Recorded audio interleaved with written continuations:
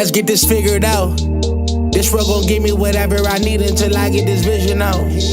Then they gon' pay me whatever I ask, cause I got it figured out. Family be checking all up on a nigga to see how I'm feeling now. Damn, they love to see a nigga really make a killing now. I put a lock on the game and I hide the code and the keys. I am not playing no games, I really play this shit for keeps. That shit for me.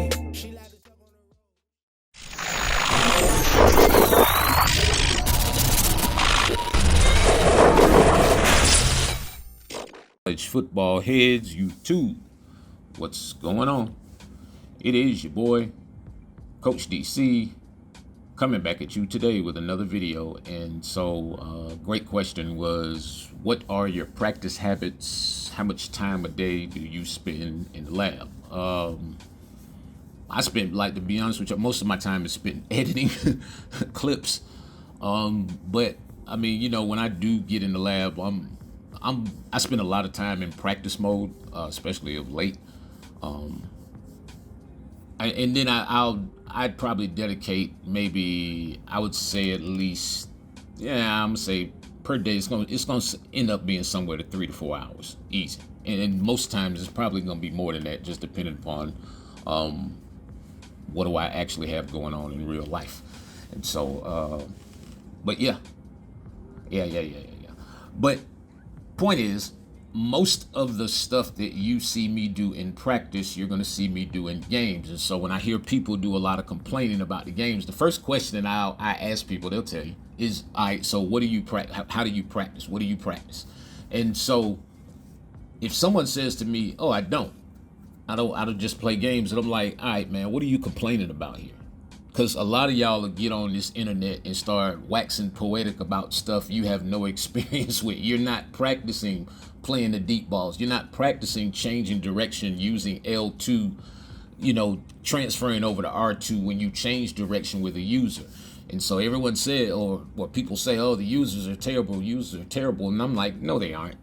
Some of this stuff you just have to learn. And some of this stuff we're a bit too lazy to put the work in to figure out. It's easier just to get on your keyboard or get on your phone and start complaining and typing. Yeah, as opposed to get in the lab, put a little bit of the work in, and then start to, live with your results. You know what I'm saying? And so you see, in all these cases, you see me able to come downhill. Sad part is, I don't really see too much of a difference user-wise between this year's game and last year's game. Honestly, I don't. This is last year's game. I honestly, I do not see what the differences are.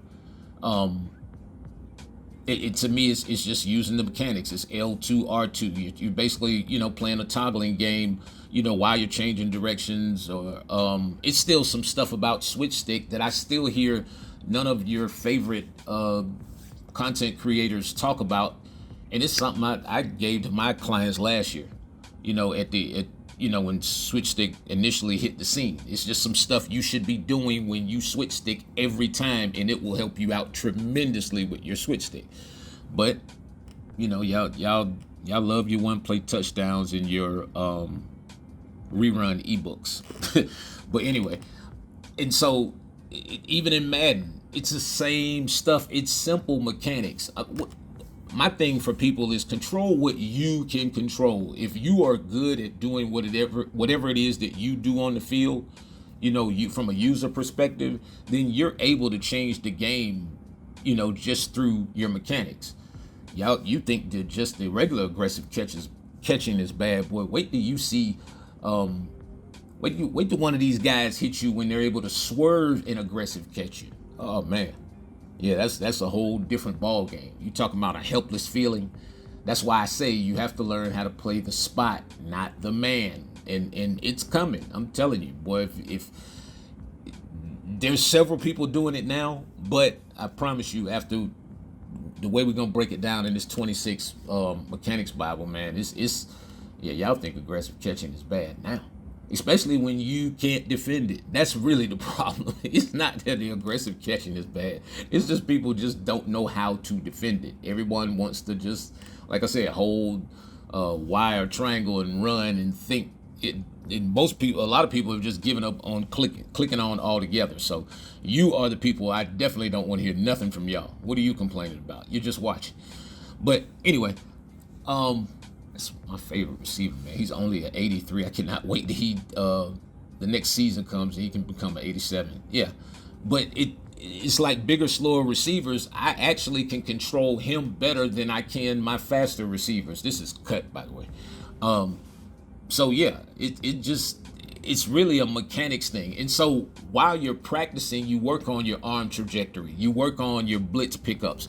All of these things kind of mix together into one practice. It's like when I wake up or whenever I initially get on the game, to start my day or whatever, the first time I get on the game during the day, the first thing I do is I'm gonna throw a few passes, and then I'm gonna get on the defensive side of the ball, and I'm gonna swat and try to get some picks and set up whatever's in my head, and just it's like I'll mix one practice session into so many different parts.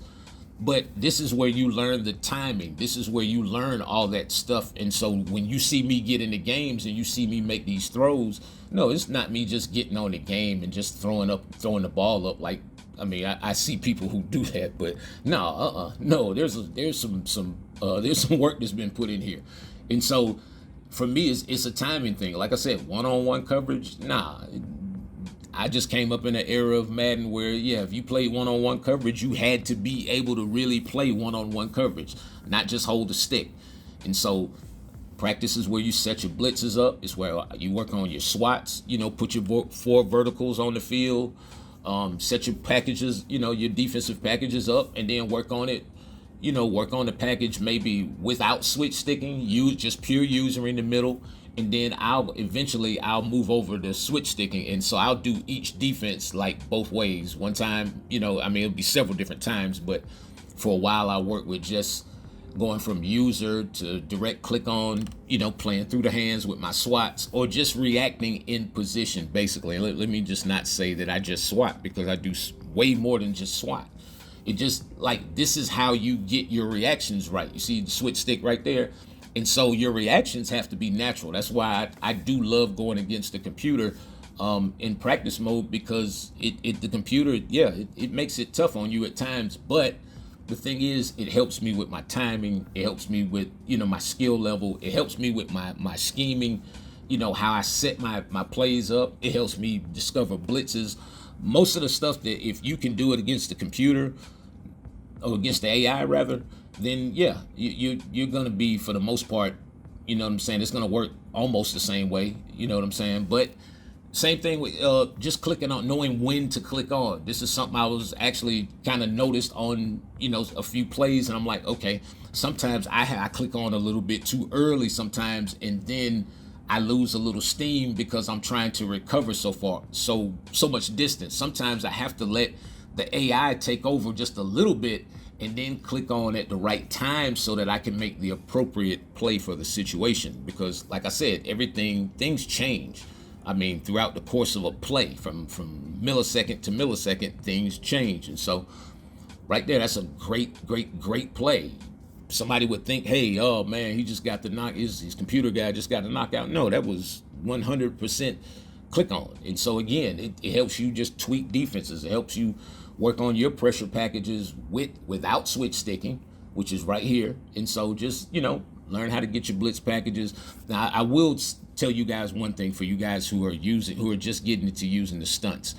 Learn how to put a linebacker into your stunt packages, or learn where a linebacker blitz may fit into your stunt packages on the second wave of the, like after the initial stunt occurs. So you see what I'm saying? It's like a timing thing, but sometimes you may have to move that linebacker back. You may have to move him over a step or two. And then what you can start doing is you can start, sometimes I'll come stand in the gap with him and then move him back to try to get the quarterback to, untarget him. And then I'll click off and go to the next guy over, and voila. You know what I'm saying? And so, again, it's just all about the process, working on it with switch stick, working on it without switch stick.